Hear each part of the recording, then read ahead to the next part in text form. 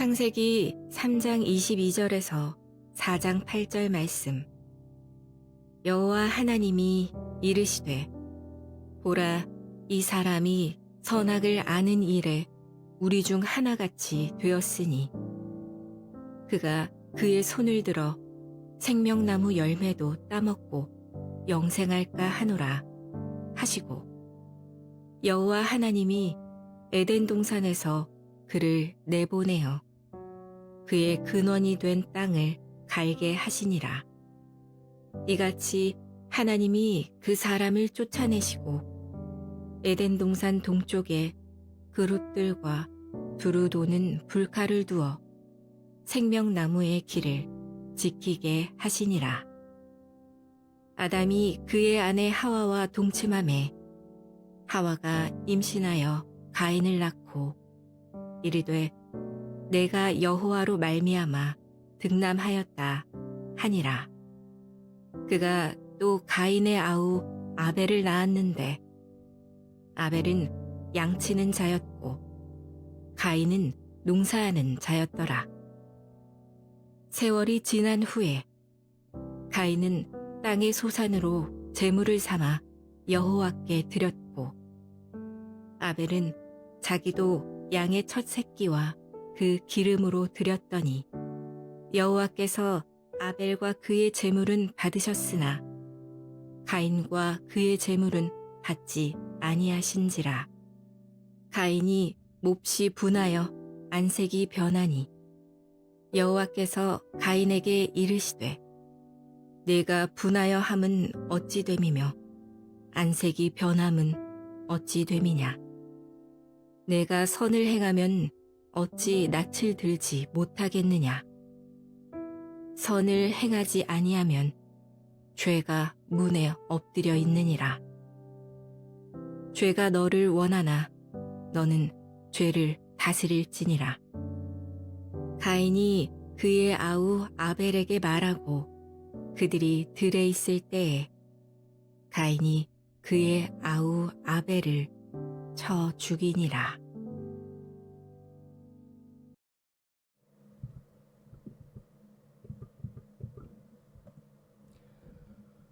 샬롬. 오늘도 하나님의 말씀으로 하루를 시작하신 여러분들에게 하나님의 은혜와 평강이 충만하게 넘치시기를 간절히 축복합니다.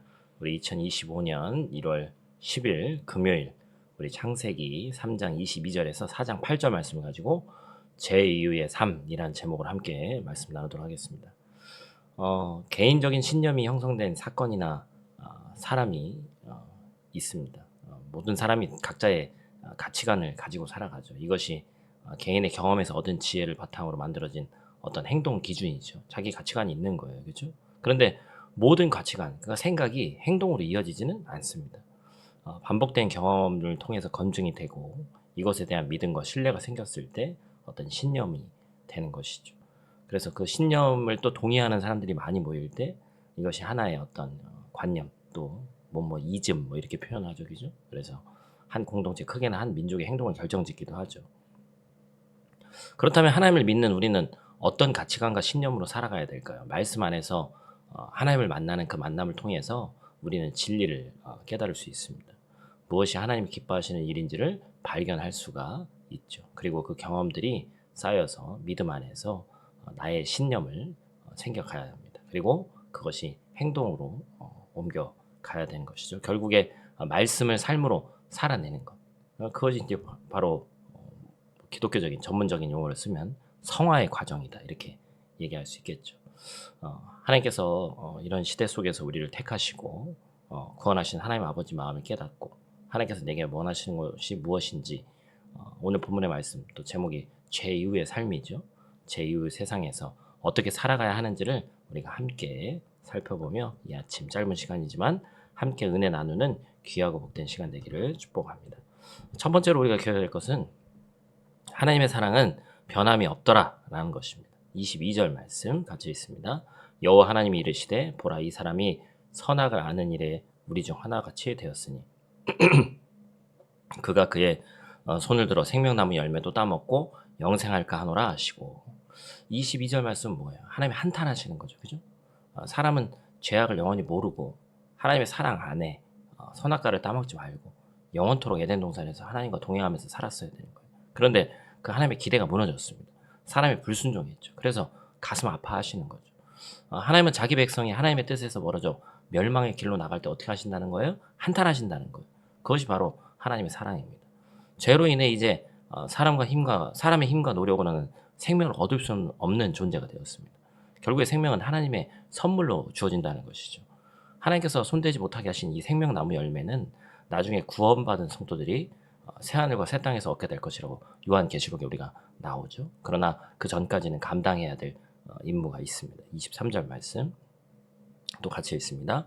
여호와 하나님이 에덴 동산에서 그를 내보내어 그의 근원이 된 땅을 갈게 하시니라. 아멘. 하나님께서는 아담에게 땅을 갈게 하셨습니다. 이게 단순히 사실 그냥 노동했다. 저주로 땅의 소산물을 먹어야 되기 때문에 힘을 들이고 땀을 흘려서 저주로 인해서 그게 된다. 그게 아니죠. 여기서 쓰인 경작하다, 갈게 하다라는 단어는 아바드라는 히브리어입니다. 이 단어가 하나님께서 사람을 창조하신 후에 일을 맡기신 명령에 쓰여졌어요. 다른 의미로는 경작하다, 일하다, 그 다음에 섬기다, 예배하다라는 의미까지 들어있습니다. 즉 하나님을 위해서 하는 일이 바로 아바드예요. 사랑이 많으신 하나님께서 우리가 죄를 지었지만 여전히 땅을 경작하면서 다스릴 권한 또한 유지시켜 주셨습니다. 참 감사한 일이죠. 아담은 에덴에서 하나님을 위해서 일했습니다. 하나님께서 창조하신 에덴을 하나님이 기뻐하시는 대로 아바드 했어요. 그죠? 그러나 이제는 그의 근원이 된 땅을 이제는 쫓겨났지만 그럼에도 불구하고 하나님의 사랑 안에서 주어진 땅을 아바드 하게 되는 것입니다. 반드시 죽을 것이다 선포하신 하나님께서 당장 죽이지 않으시고 아담에게 그 땅을 섬기고 경작하게 하신 것은 하나님의 사랑이죠. 비록 범죄했지만 실패했지만 하나님은 그 실패를 실패로 끝내지 않으셨다. 구원의 방편을 준비하셨다. 자신들의 힘으로 얻을 수 없는 영원한 생명을 주시기 위해서 하나님께서 일하셨다라는 것입니다. 하나님의 사랑은 변함이 없습니다. 사랑하는 여러분, 무엇을 위해서 우리가 아바드하고 있는지를 돌아봐야 돼요. 하나님을 위해서 해야 합니다. 나를 위해서, 다른 것을 위해서 하는 것이 아니라 나를 사랑하신 하나님께서 나의 구원을 이루기 위해서 지금도 일하고 계시다. 그 하나님을 섬기는 저와 여러분들 되시기를 간절히 축복합니다. 두 번째로 우리가 기억해야 될 것은 죄 이후에 뭐 다른 데서 살아야 될 것 같은데 그게 아니죠. 똑같이 하나님 앞에서 살아야 된다는 것입니다. 본문 창세기 4장 1절 2절 말씀 같이 읽습니다.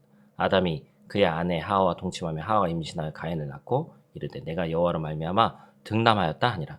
그가 또 가인의 아우 아벨을 낳았는데 아벨은 양치는 자였고 가인은 농사하는 자였더라. 아멘. 하나님께서 아담과 하와에게 아들을 주셨어요. 아들을 낳았다는 것은 죄를 지었고 죽어야 되지만 생육하고 번성하라는 그 하나님의 축복의 말씀을 하나님께서 포기하지 않으셨다는 것이죠. 그래서 자녀는 참 축복이죠. 하와는 첫 아들을 낳고 여호와로 말미암아 득남했다고 고백합니다. 그리고 하나님께서 시간이 지나서 첫째 아들, 둘째 아들 가인과 아벨을 평가하고 신앙 안에서 심사할 시간이 되었습니다.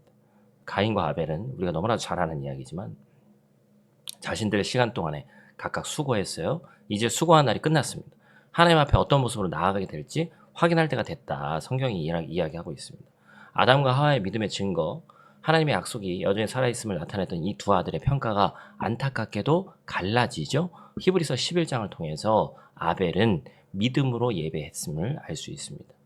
자신이 죄인임을 깨닫고 그 근원적인 죄가 있는 죄인임을 깨닫고 하나님의 은혜와 도움을 바라는 겸손한 마음으로 정성을 다한 예배를 아벨이 드렸죠. 그래서 아벨은 자신의 시간 동안 하나님을 향한 믿음으로 살아간 사람이었고 하나님께서 아벨의 믿음을 기뻐하셨다. 그런데 반면에 가인은 그러지 못했다라는 것입니다. 그는 자신의 시간 동안 믿음 없는 삶을 살았음을 우리가 알 수 있습니다.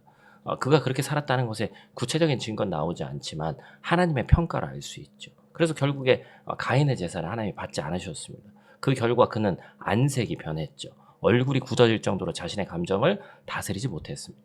가인은 자신의 모습을 돌아봤어야 하는데 하나님께서는 두 번이나 어찌 됨이냐라고 물으셨죠. 이 물음은 사실 가인에 대한 질책이자 회개를 촉구하는, 그러니까 사실 아담과 하와도 마찬가지고 가인도 마찬가지고 하나님께서 직접적으로 질책하시고 바로 질책하시는 것이 아니에요. 사실은 돌아올 수 있는 기회를 항상 질문으로서 우리에게 물어보신다는 것이죠. 우리도 마찬가지입니다. 우리 삶 가운데 하나님께서 질문하고 계신 거예요. 너는 어떠한 삶을 살았니? 너는 무엇을 했니? 그 질문에 우리가 잘했든 못했든 대답할 수 있어야 됩니다. 결국에 가인은 인류 최초의 살인자가 되었습니다. 가인은 우발적인 살인이 아닌 철저히 계획적인 살인을 저질렀어요. 하나님께서는 그에게 죄가 너를 원하나 너는 죄를 다스릴지니라 말씀하셨습니다. 그러나 그는 죄를 다스리지 못했죠. 그 결과 성경에서 처음으로 죄라는 직접적인 단어를 등장시킨 사람이 가인이 되었습니다. 사랑하는 형제자매 여러분, 말씀을 정리하겠습니다. 하나님의 사랑은 변함이 없습니다. 아담과 하와가 실패했지만 하나님께서는 계속해서 구원의 계획을 이루셨고 성경의 표현대로 둘째 아담이신 예수 그리스도께서 이 땅에 오셔서 아담의 불순종을 완전한 순종으로 이루어 주셨습니다. 그뿐만 아니라 죄의 결과인 죽음까지도 담당해 주셨다. 그분을 통해 우리가 영원한 생명이 주어졌습니다. 여러분, 또 오늘 하루 무엇을 위해 살겠습니까? 아벨은 하나님을 향한 믿음을 가지고 살았습니다. 그리고 그 믿음으로 평가받았죠. 결국에 한 번에 드려지는 어떤 제사, 제물, 물론 그런 것도 우리가 소홀히 할 수 없지만 그 삶으로 드려지는 제사와 제물이 중요한 것이다. 반면에 가인은 그런 삶을 살지 못했다는 걸 알 수 있죠. 아담과 하와는 죄의 결과인 죽음을 직접적으로 눈으로 보았습니다. 그 비참함이 얼마나 큰지를 아들이 아들을 죽인 그 죽음을 통해 경험했죠. 그러나 우리 하나님은 자신의 아들을 내어주심으로 죽음을 영원한 승리로 바꾸신 하나님이십니다. 우리는 그 은혜를 입었습니다. 오늘 하루 그 은혜를 힘입어서 하나님 앞에서 온전한 믿음을 가지고 살아가기를 간절히 축복합니다. 우리 다 같이 있는 자리에서 기도하고 마치도록 하겠습니다. 하나님 아버지, 죄로 인해서 연약한 우리를 사랑하시고 구원의 은혜를 또한 계속해서 주심에 감사를 드립니다. 우리 삶 속에서 주님의 사랑과 은혜가 영원히 단절되지 않음을 기억하고 우리 삶 가운데 온전히 경험하며 살아갈 수 있도록 하나님 도와주시옵소서. 주님의 말씀을 기준으로 죄를 다스리고 매일매일 한 걸음 한 걸음 조금씩이라도 성화의 삶을 살아갈 수 있도록 영화의 단계에 이를 때까지 우리가 매일같이 성장하는 삶 살 수 있도록 하나님 도와주시옵소서. 예수 그리스도의 순종과 구원을 통해 둘째 아담을 통해 영원한 생명을 주심에 감사를 드립니다. 오늘 하루도 아벨처럼 믿음의 예배를 드리고 우리 삶이 예배될 수 있도록 도와주셔서 하나님이 기뻐 받으시는 우리의 삶, 기뻐 받으시는 우리의 예배 될 수 있도록 하나님의 뜻을 따르는 삶을 살 수 있도록 하나님 도와주시옵소서. 오늘도 우리를 향한 주님의 뜻을 깨닫고 오늘도 질문하시는 그 하나님의 음성에 귀 기울이는 하루 될 수 있도록 하나님 도와주시옵소서. 그 은혜로 승리하는 하루 되게 하여 주시옵소서. 감사와 찬양을 드리며 예수님 귀하신 이름으로 기도드립니다. 아멘.